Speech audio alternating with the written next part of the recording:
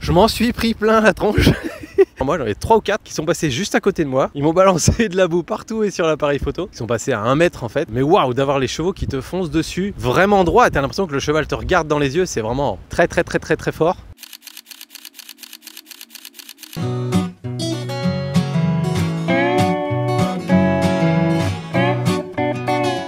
Vous demandez peut-être ce que je fais en Camargue. Alors ça a été toute une suite d'événements. Dans un MPR News, j'explique que je vais stopper la collaboration avec l'agence de voyage que j'avais à l'époque. Et là, Damien Bernal voit la vidéo et il me recommande de contacter Laurent Bastide, qui a monté l'agence voyagephoto.com. Là, après quelques minutes au téléphone, Laurent, il me propose ça. Bon, je suis dans les petits bouchons de Villefranche-sur-Saône au démarrage d'un nouveau quart d'heure photo qui risque d'être vraiment assez exceptionnel. Parce que je vais rejoindre quelques photographes de l'agence voyagephoto.com avec qui j'ai pas mal discuté ces derniers temps et avec qui on a plein de projets super.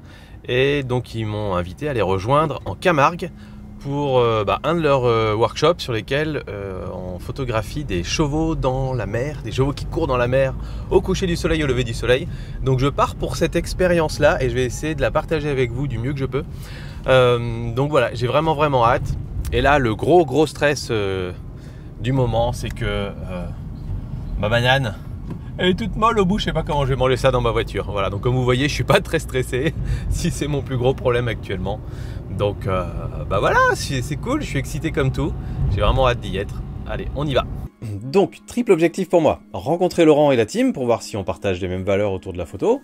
Comprendre comment se déroule un stage photo et évidemment participer aux sessions photo avec les chevaux de Camargue. Et objectif pour Laurent, mais il me l'a dit qu'après le bougre, c'est observer comment j'interagis avec les clients pour voir si je ferai un bon formateur pour intégrer l'agence. Bon là je suis arrivé à destination où je vais pouvoir aller rencontrer les photographes de l'agence et puis surtout on va commencer à causer, aller parler du programme aussi de ces 2 jours, donc ça va être vraiment top. Alors c'est la première fois pour moi que je passe en Camargue et alors c'est tellement beau.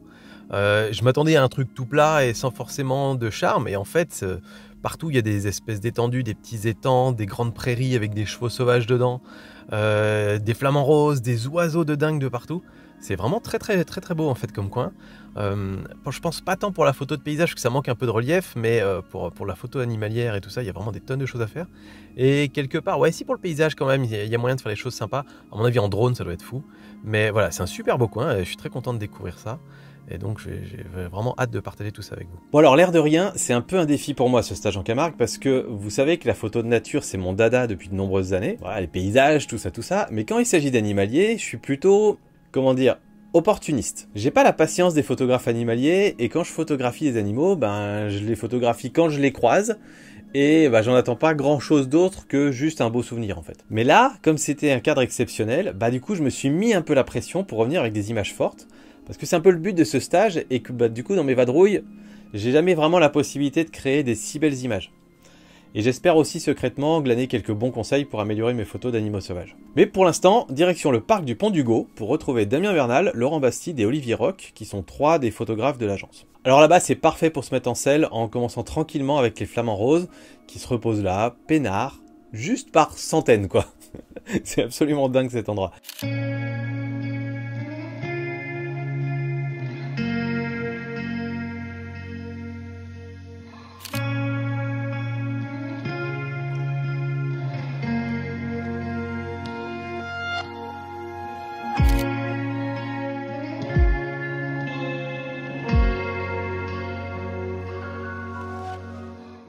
Et là, après avoir fait quelques petites photos, Laurent m'annonce qu'on va faire une petite croisière, l'après-midi même, juste après. C'est vrai que du coup c'est une première, on va tester, et c'est sympa.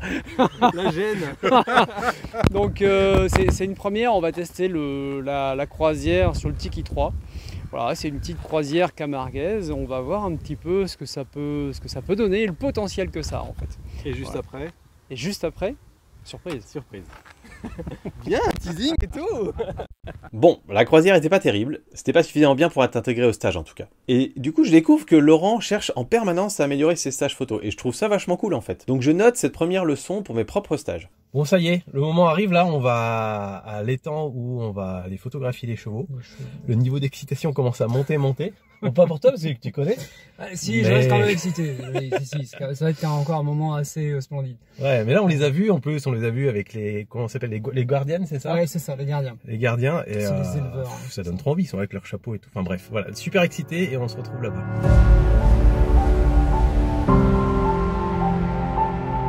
Il y a du vent. Oui, je vous ai pas dit en fait, mais pourquoi on va ici dans un marais ou un étang au coucher du soleil? Ben, c'est pour aller photographier des chevaux qui vont courir dans l'eau, dans les marais justement. Donc c'est des chevaux qui viennent d'une écurie qui est juste à côté et ça va permettre de faire, je pense, des magnifiques images.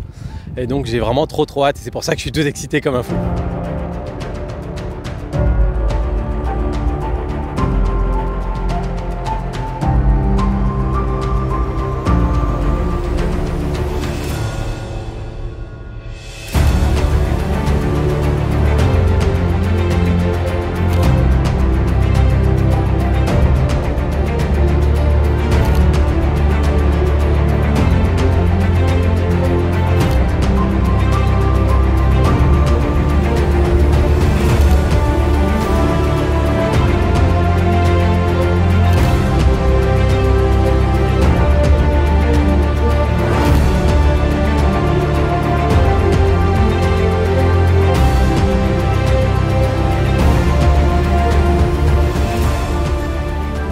Bon, réaction à chaud, là, premier passage des chevaux, c'est splendide.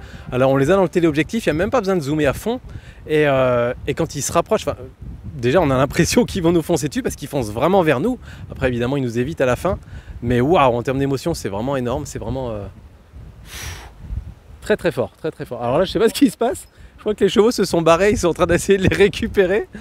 Mais oh là là, ce que c'est impressionnant. Et je suis rassuré, les flamants roses n'ont pas bougé, ils sont toujours là, ils se sont juste un petit peu écartés pour laisser passer les chevaux, mais ils ne sont pas plus dérangés que ça.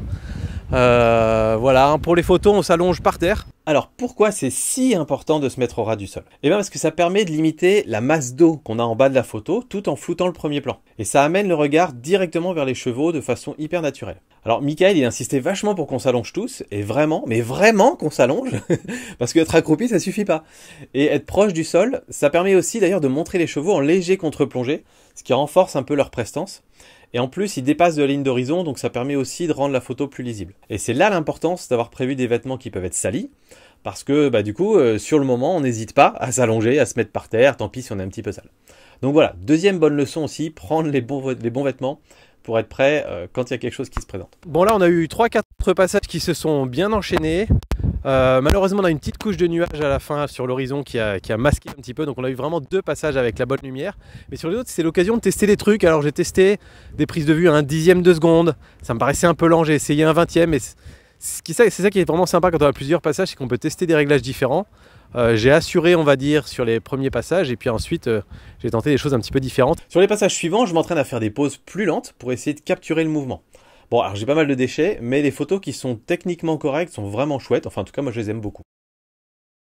Et à ce propos, pour info, il me semble que voyagephoto.com intègre aussi maintenant l'apprentissage des techniques de filet de mouvement pendant la version longue du stage en Camargue, pour ceux que ça intéresse. Le soir, on se retrouve tous à l'hôtel pour causer photos, évidemment.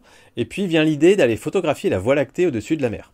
C'était pas prévu dans le stage, mais voilà, à la nuit tombée, du coup, on embarque les volontaires et c'est parti pour une petite session de photos nocturnes très sympa. Avec en bonus la comète Neowise qui était de la partie, à ce moment-là, on était à l'été 2020. Donc troisième leçon de stage photo pour moi, on n'est pas obligé de se contenter du programme de départ. Et s'il y a des belles occasions qui se présentent, du coup on en profite. Conséquence de tout ça, forcément la nuit est courte, d'autant plus qu'on se lève bien avant le lever du soleil, et comme on est en juillet, le lever du soleil c'est super tôt donc ça pique. Et là on se remet en selle pour une deuxième session avec les chevaux. Wow, on a le soleil rouge qui se lève sur la ligne d'horizon avec les chevaux à contre-jour, c'est majestueux, vraiment magnifique.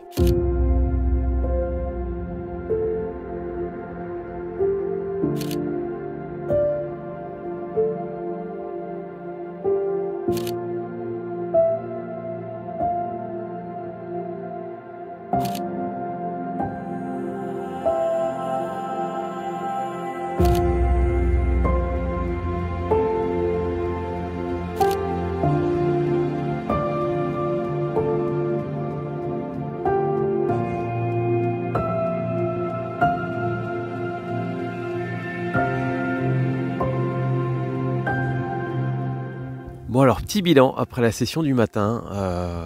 Bon, lever de soleil, vous savez que moi j'adore ça, je me gave à chaque fois qu'il y a des levées de soleil. Mais alors un lever de soleil avec des chevaux qui vous foncent dessus, c'est totalement unique.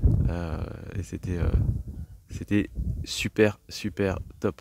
Et niveau photo, ce qui est intéressant, c'est qu'on était au même endroit qu'hier. Et donc là où hier on avait la lumière du coucher de soleil qui arrivait sur les chevaux, là on était complètement à contre-jour et ça fait un effet de dingue.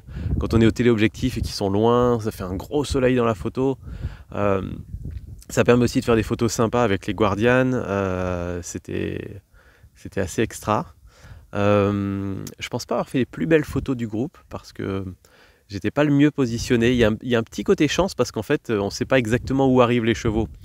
Des fois, ils vont d'un côté, des fois, ils vont de l'autre quand ils s'approchent de nous.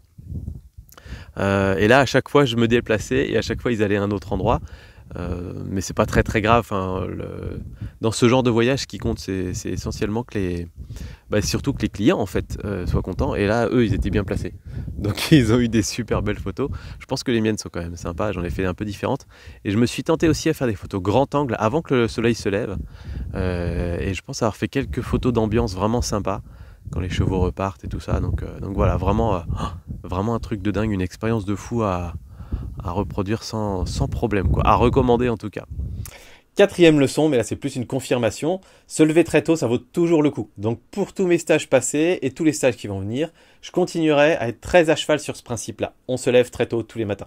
Et je sais maintenant que quand toutes les conditions sont réunies, il n'est pas très difficile de sortir vraiment des magnifiques photos, mais que le plus dur, c'est de réunir les conditions. Alors que rien n'est jamais garanti avec la météo, avec les animaux, etc. Et d'ailleurs, quand je suis parti avec Michael dans les écrins, on avait démarré la rando sous les nuages, on était absolument pas sûr d'avoir des bonnes conditions le lendemain matin, et pourtant, je vous laisse découvrir ce qui s'est passé dans cet autre quart d'heure photo complètement magique en cliquant juste là. Et si les stages vous intéressent, il y a un lien en description. Allez, on se retrouve dans les écrins juste là. Cliquez là, allez voir, elle est vraiment magique cette vidéo.